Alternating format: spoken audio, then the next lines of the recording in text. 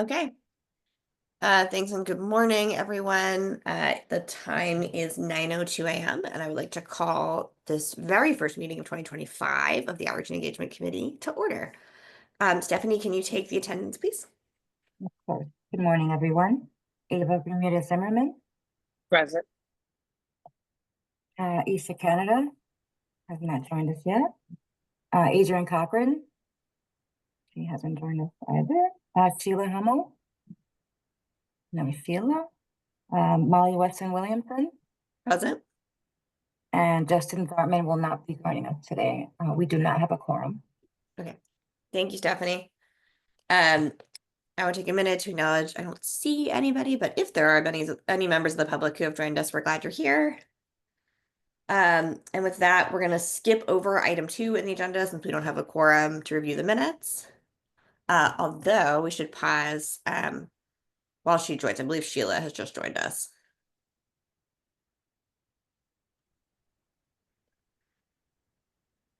Yes, good morning, Sheila. Sorry. Good morning. And I believe we still don't have a quorum because we need 4 for a quorum. Is that right? That's correct, yes. Well, we're glad to have more folks anyway. So with that, we will turn it over to item 3, which is our outreach and engagement update. Jessica, can you give us the update? I can, but I see that Adrian's in the waiting room. So do you want me to wait for a second and you Yes, can please. on the minutes? Thank you.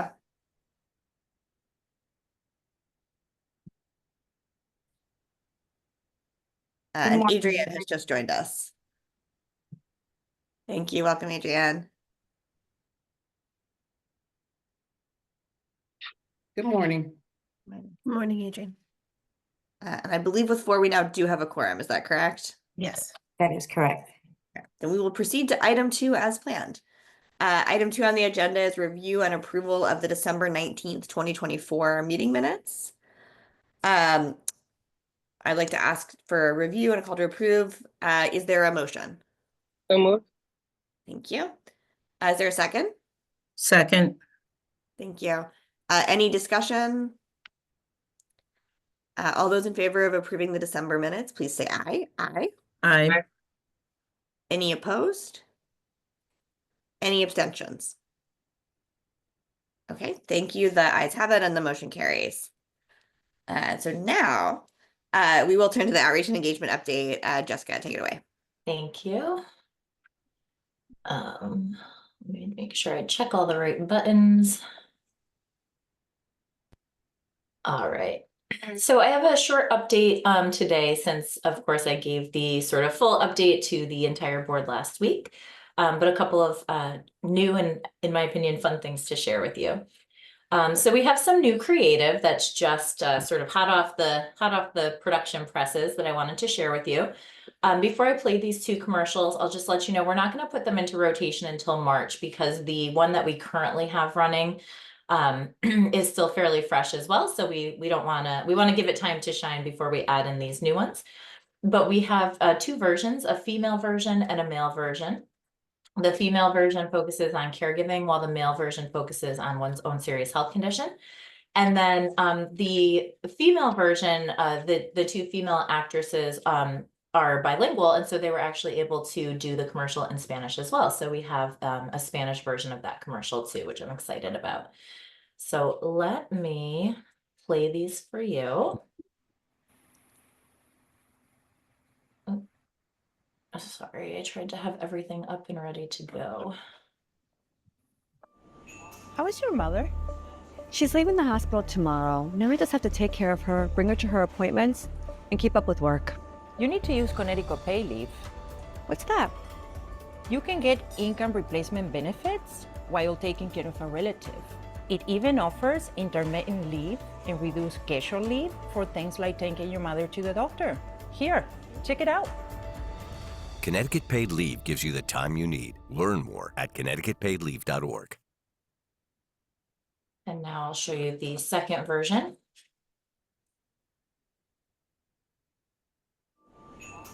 Surgery's Friday. I'm not looking forward to missing so much work. Have you applied for Connecticut Paid Leave? What's that? It provides income replacement when you miss work for serious health reasons. It kept some money coming in when I was recovering from my own surgery, and when I needed some time off for physical therapy and follow-up appointments. How do I apply? You can apply online. Look. Connecticut Paid Leave gives you the time you need. Learn more at connecticutpaidleave.org. So those are our two new commercials. I also wanted to share something that'll be coming up in the spring, summertime. We are going to be participating as a sponsor in a documentary on PBS, so Connecticut Public Television, that's produced by Bradley Cooper, and it's about caregiving in America. They approached us with this idea back in the fall, and you know, Aaron and I thought that it would just be a really great tie-in for obvious reasons. The sponsorship is pretty extensive, so we'll get a lot of coverage from it. It does include a localized caregiving landing page on ctpublic.org, which they're planning to launch in February. So that'll have our banners, information on our program, a link to our website. It will include, of course, commercials, standalone commercials on CPTV, but also a lot of promotional spots and sponsorship recognition. And the documentary is premiering at the end of June, June 24th, and it will air 3 times on CPTV and 3 times on their sister station, CPTV Spirit, which is just a little bit more adventurous content, I'll say. That's kind of how they describe it. And so we'll have inclusion in the screening event as well. So I included this link. I just want to play like 30 seconds of it. It's about 3.5 minutes long, but I think it just is a really great sort of introduction to what this program is going to be about. And then if you would like to watch the full thing on your own, certainly please do. Like most people, I didn't even think about caregiving until my father was diagnosed with cancer.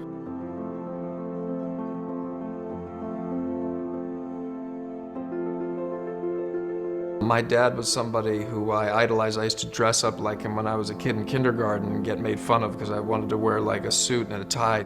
And then to go from that to giving him a bath is quite a traumatic thing. So again, that's just the beginning snippet of sort of their trailer for this. But I think obviously with it being Bradley Cooper, it will generate a lot of attention. And I think it's a really good tie-in and place for us to be. And then the last thing I just wanted to mention is that thanks to our team members who attended the CCM conference back in December, we made a connection with the town of Stonington, and they've invited us to do a presentation on paid leave for their municipal their union leadership so that they can have some more information on opting into the program. So I thought that was a great connection that came out of that that event that we attended, and just wanted to share that with you and thank Maddie and Nicole for following up on that connection and getting us in there. So I'll be going in person because I am by far the closest person to Stonington. And then I think we're going to also follow up with a virtual presentation as well for folks who can't be there in person. So happy to answer any questions. And if there are none, I would, I think, turn it over to Nancy to provide her podcast update. Any questions for Jessica? I just want to say the commercials look great. Look phenomenal. Yeah, Thank the you. commercials are awesome. I love the variety. And Bradley Cooper's been doing amazing caregiving advocacy forever. And so seeing this next step and getting the program involved is really, really cool. Yeah, I just want to say it's great that you made contact with the town of Stonington too. That could be a show on the road. Yeah, we Take it hope throughout it'll the kind of state. kick it off and get other towns to want to find out more as well. Opt in all the municipalities. Let's get them all in. Anything else for Jessica before we turn it over to Nancy? Okay, Nancy, it's all yours. Hi, good morning, everybody. I'm just going to share my screen. Let's go right here.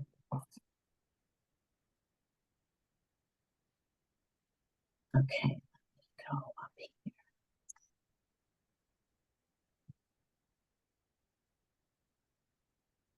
Can you all see my screen?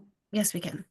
Okay, great. So because we're doing the cadence of quarterly, I decided to do January, February, and March for you. And some are the topics, guests, and Buzzsprout stats, or for less, there'll be a map you'll see. So we have 6,244 downloads so far. And our 2025 goal is really to get some more national attention and to kind of spread it out so we can get a little more attention for our program that's doing so well here in Connecticut. Oh, I went too fast. In January, I have released the one on TBI, disability and rehab in Connecticut. I found this author. Her name is Barbara Rubin. She lived in New York at the time. And the book is about her daughter's accident at 17 years old and the TBI that she got.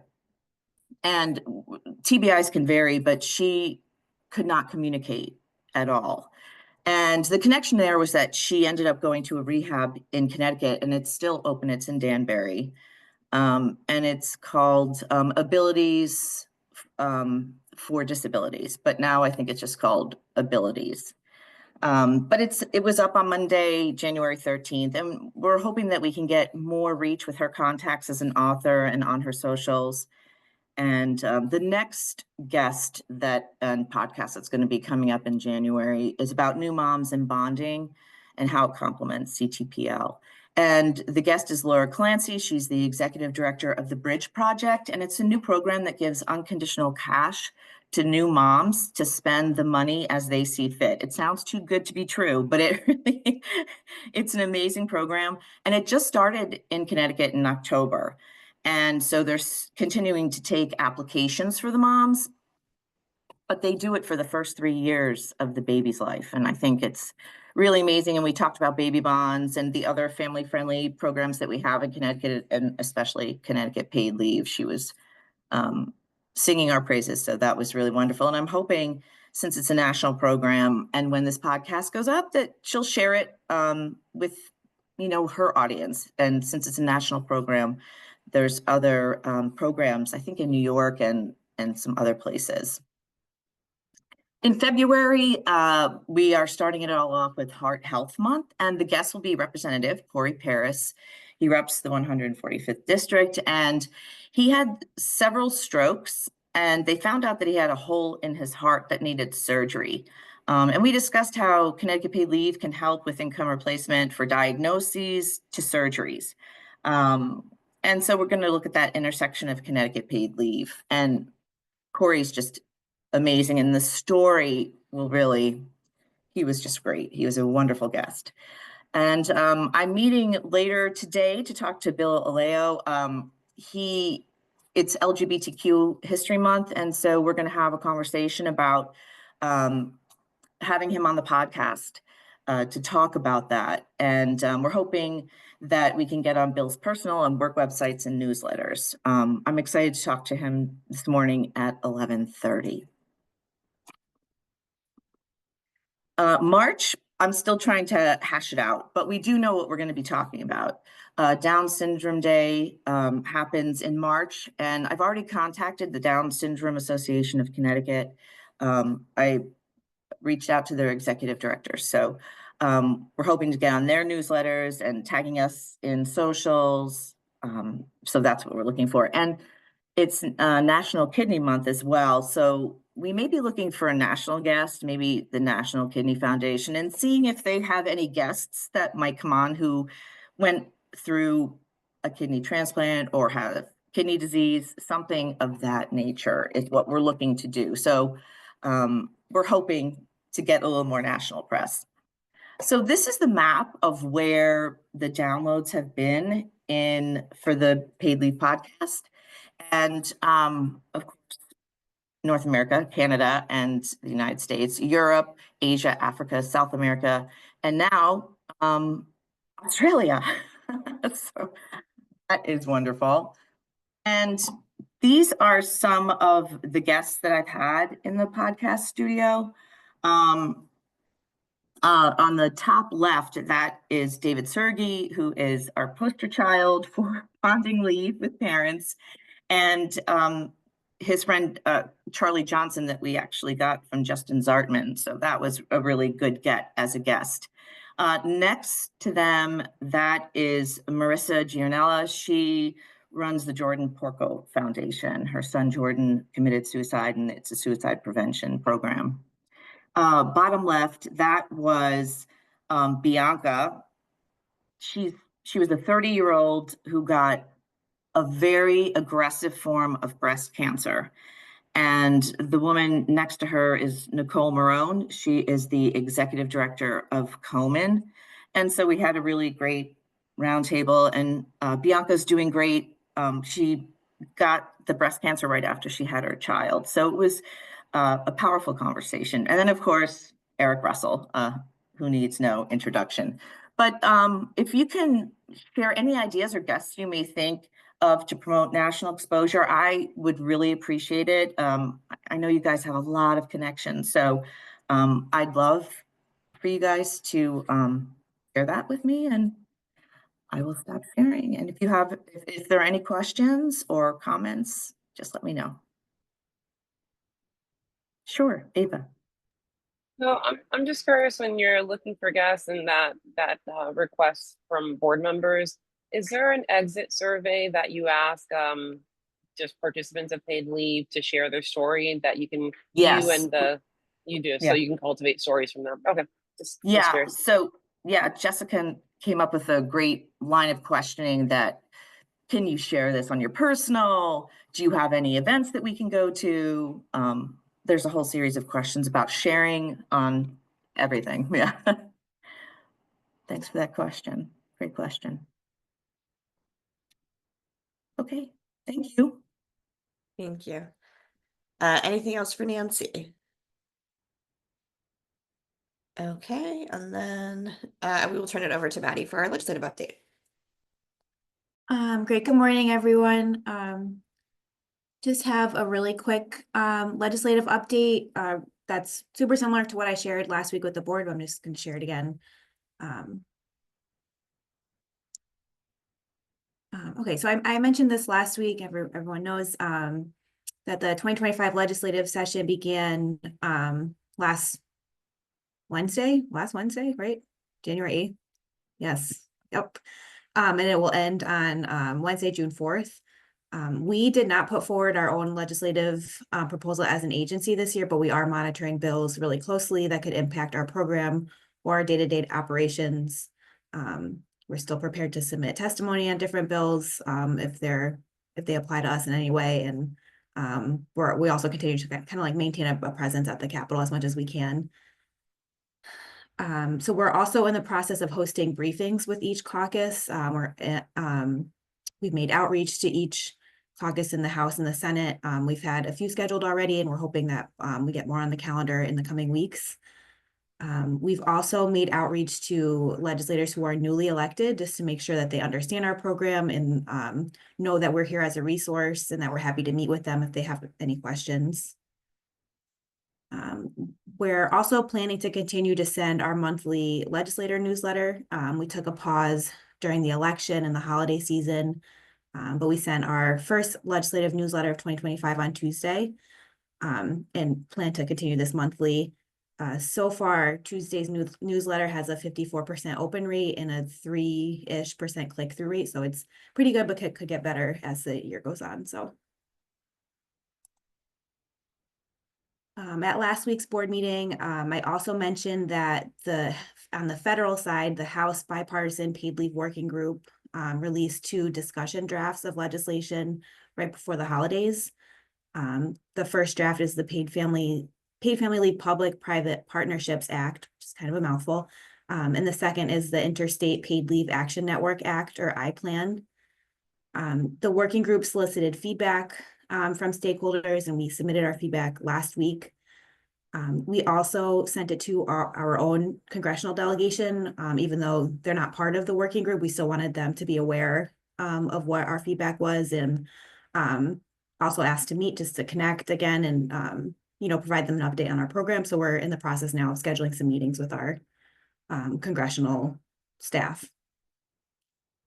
That's all I have, and I also thank you to Molly too for being a great resource to us always on the federal front too. We really appreciate it. So thanks. Thank you, Maddie. Any questions for Maddie? Are you able to share the feedback that you submitted on the bills? Yeah. That'd be really helpful. Thanks, everybody. Jessica? Yeah, Molly, I just wanted to share, if I could, I think this relates to Ava, your question that you were asking, what we do in terms of collecting stories from paid leave recipients. If I could take a second to just share my screen to show you what we do, I think that would be helpful. So this is the sort of like tabling postcard that Maddie created. So we have these at all of our events. So when we encounter people who say, oh yeah, I know paid leave, I use the program, we ask them if they would be willing to fill this out. We also have provided this to our community education coordinators so that they can use it when they're out on our behalf. And we've created a Survey Monkey as well so that we can encourage people to submit their information digitally. So basically just their information, what kind of leave did they use?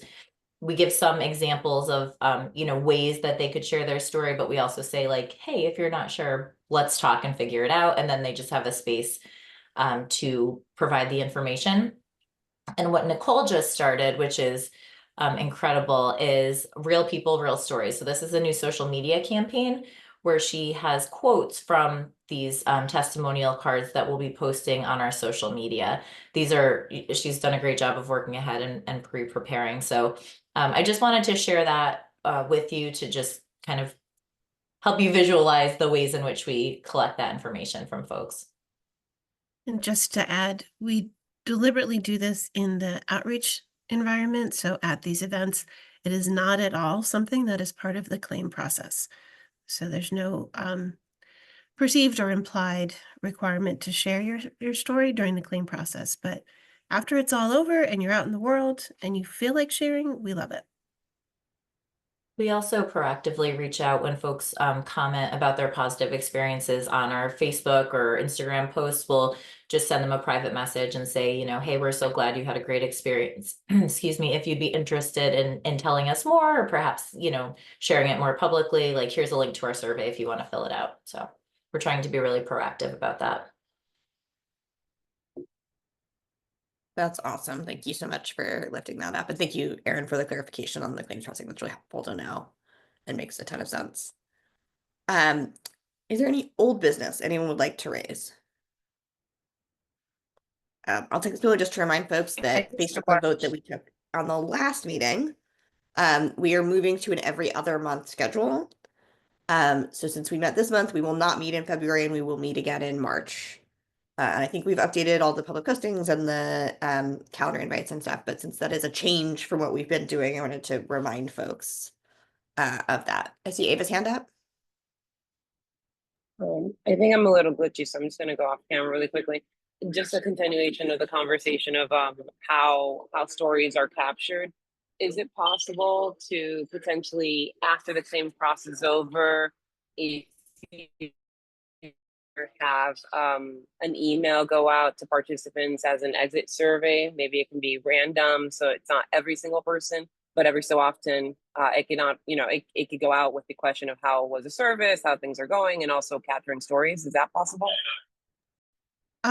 You went in and out, so I think you were asking about sort of exit surveys for folks who are going through the claims process. After the claims process, months over. later, is Yeah. over, yeah. That's a great suggestion. It's something we can explore. We're actually looking to try to do some surveys with folks who don't complete the process to find out why they're not completing the process. So that's sort of first up on the hit parade, but we can definitely explore both of those options and see what that would entail.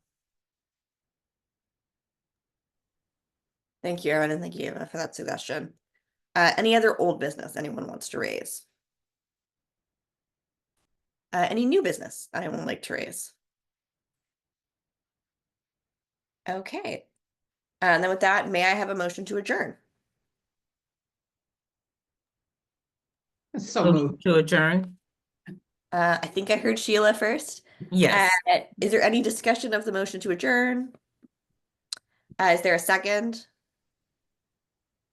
Second. Thank you, Adrienne. All those in favor of adjourning, please say aye. Aye. Aye. I count 4 ayes. Any opposed? Any abstentions from the motion to adjourn?